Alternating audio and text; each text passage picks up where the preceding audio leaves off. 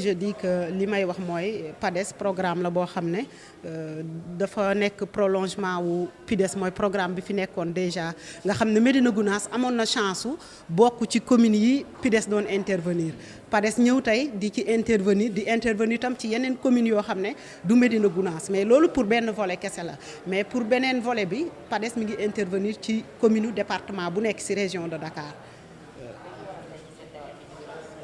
Tey suñu teewaay ci Gounass moo nekk ne dañuy former outiller renforcer capacité ñi nga xam ne ñoom la ñu tabb encore une fois ci localité bi parce que ñoom ñoo leen tabb ngir ñu mën a accompagner li entreprise bi di def ci tabax bi ñuy tabax infrastructure yi muy centre d'éveil bi ak école bi ñuy tabax pour Médina Gounass.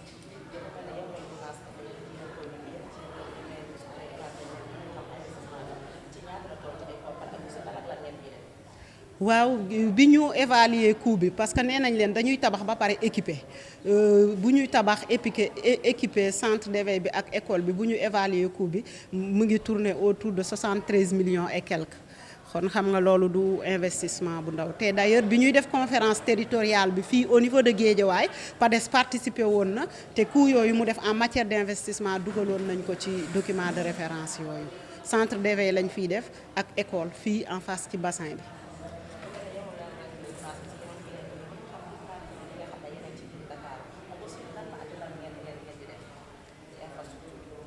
waaw infrastructure yi dañ ko sérieux xam nga nee naa la Médina Gounass ñi ngi def centre d'éveil ak école soo demee Njaareem Limaamulaay ñi ngi fay tabax juróom-benni classe yoo xam ne école ba daa existé ba pare soo demee Wakhinane Nimzatt ñi ngi fay def poste de santé intégré parce que dafay am dispensaire ak maternité inclus soo demee Dakar ñi ngi Cambérène ña ngi fay defar maison de la femme soo demee Fass Gueule Tapée Colobane ñi ngi fay def poste de santé soo demee Guinaw Rail Sud ci Pikine ñi ngi fay def centre d'éveil ñi ngi fay def aussi poste de santé soo demee Malika ñi ngi fay def poste de santé Kër Massar ñi ngi réhabiliter maison de la femme bi existé woon déjà waaye tamit ñi ngi tabax 3 salles de classe ci benn école bu existé soo demee Bambilor ñi ngi tabax poste de santé soo demee Tivaouane Peulh mooy Bambil kii bi fële Tivaouane Peulh am nañu école bu am 6 classes moom lañ fay tabax yéen moom suñu zone traditionnelle la dañu fay intervenir mais ci cadre PIDES tam tabaxoon nañ fa. suñu jógee fii dañuy dem ci site bi suñu paree ci étape bi comme membres yi ñoom jox nañ leen outils yi nécessaire pour ñu mën a def seen liggéey ñoom dañuy organiser wu di organiser seen ay réunion def seen planification de suivi su ko defee ñoom dina tax ñu mën a suivre li entreprise bi di def ba muy livrer infrastructure yi donc bu ñu livrer infrastructure yi loolu ci volet boobu la mais am na yeneen volet yoo xam ne PADES mu ngi te mu ngi ciy yëngu bu baax ndax nee naa la altine bii di ñëw rek incha allah rabbi dinañ commencer étude boo xam ne dañ koy def ak ay enquêteurs yu ñuy liggéey ak waa ANSD à travers OCPV.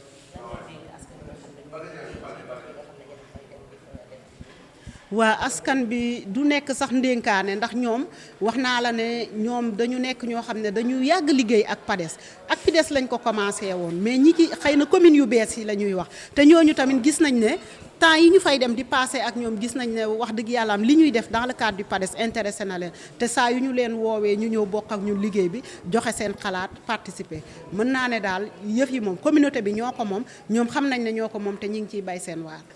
Moi c'est Madame Thiam, Mame Khady Ndour.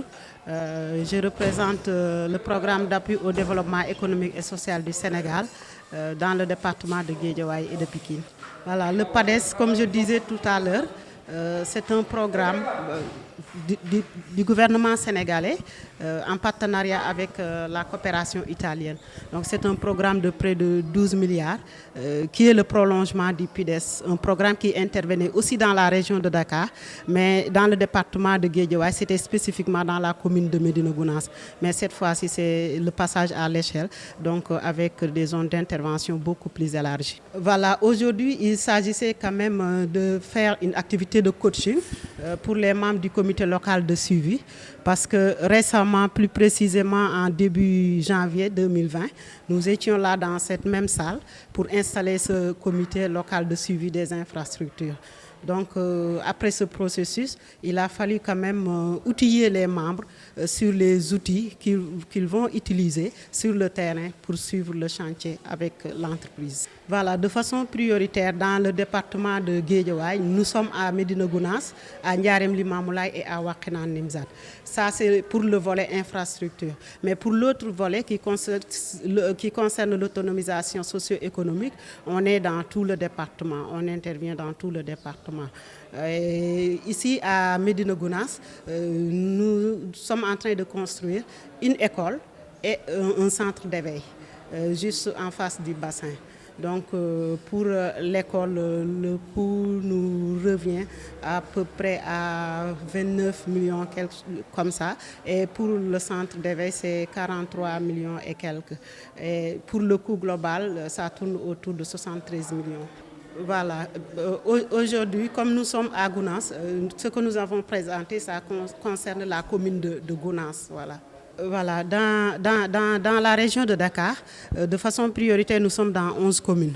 Donc, dans le département de Dakar, c'est Cambérène, Fass Gueule Tapée, Colobane. Dans le département de Guédiawaye, c'est Médina Gounass, Ndiarème Limamoulaye, Wakhinane Nimzatt. Dans le département de Pikine, c'est Guinaw Rail Sud, Keur Massar, Malika. Dans le département de Rufisque, c'est Yène, Tivaouane Peulh. C'est ça quoi. Parce que si nous sommes dans le cadre du PIDES, c'était dans chaque département une commune. Mais pour le PADES, de façon prioritaire, je dis. Mais si nous sommes dans l'autre composante, il n'y a pas de restriction. Donc dans tout le département, les populations sont cibles du la prochaine étape, c'est que comme les membres du comité local de suivi sont déjà outillés, je pense que pour le moment, ils peuvent organiser, faire un planning de travail pour vraiment suivre les activités de l'entreprise jusqu'à la réception.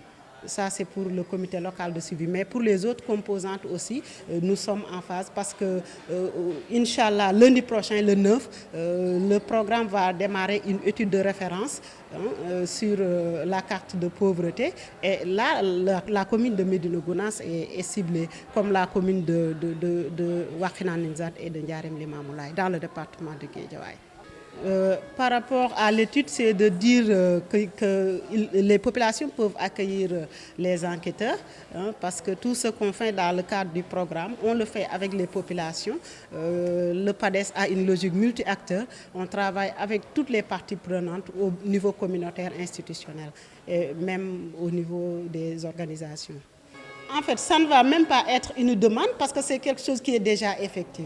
Depuis qu'on a commencé la mise en œuvre du programme, on a toujours travaillé avec la population. La preuve dans la salle, vous avez vu que toutes les couches de la population étaient représentées. C'est parce qu'il y a une démarche participative et les gens savent que tout ce que le PADES est en train de faire, il le fait pour. Bon, merci beaucoup. C'est Beydiba, le maire de Médina Gounass Guédiawaye. Bon, le PADES vraiment c'est... Le PADES fait partie de nos premiers partenaires, vraiment de la localité. Parce qu'avant PADES, c'était le PIDES. Donc on a démarré, presque moi, à mon arrivée, j'ai démarré avec le PIDES. Après, il y a aussi l'arrivée du PADES. Donc je peux dire que c'est une continuité. Donc depuis aussi l'arrivée du PADES, vraiment, on se retrouve quand même. Et puis leur méthode aussi, vraiment, on voit parce que ils utilisent vraiment la méthode participative. Tout ce qu'ils font, on le fait ensemble. Parfois, c'est nous-mêmes, c'est nous qui exprimons nos besoins. Et aussi, ils essaient vraiment de l'adapter.